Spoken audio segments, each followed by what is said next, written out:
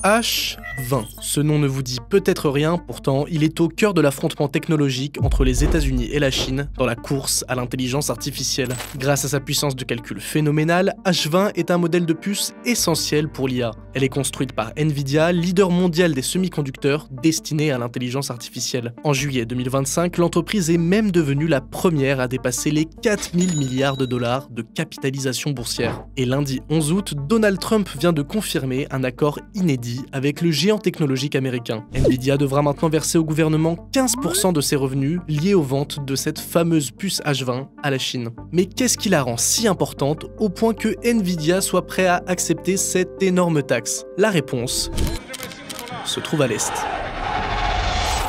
Pour comprendre, il faut remonter à octobre 2022. Joe Biden, alors président des États-Unis, interdit l'exportation vers la Chine de deux modèles de puces Nvidia, la H100 et la H200.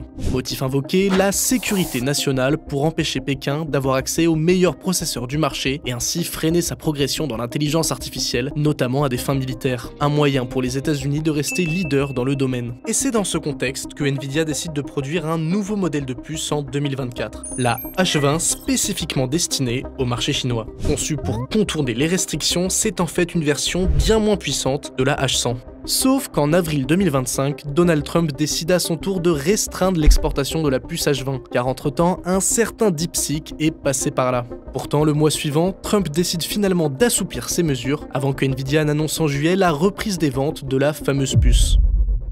Un revirement stratégique qui peut s'expliquer pour des raisons financières. Le marché chinois représentait près de 13% des ventes de Nvidia en 2024. En taxant les ventes chinoises de la H20 de 15%, Washington s'assure ainsi une grosse rentrée d'argent tout en permettant à l'entreprise de rester numéro 1. Mais la raison la plus importante est tout autre. Les États-Unis se rendent bien compte des énormes progrès de la Chine en matière d'IA, et les restrictions qu'ils ont imposées n'y sont probablement pas pour rien. Privées des meilleurs processeurs du marché, les entreprises chinoises ont dû développer leurs propres puces pour garantir leur autosuffisance. Et certains modèles fabriqués par Huawei, comme la 910B et la 910C, sont déjà très performants. En relançant l'exportation de H20, Washington tente donc de reprendre la main dans la course. Le but est de garder la Chine dépendante de la technologie américaine, tout en l'empêchant d'avoir accès aux puces les plus avancées.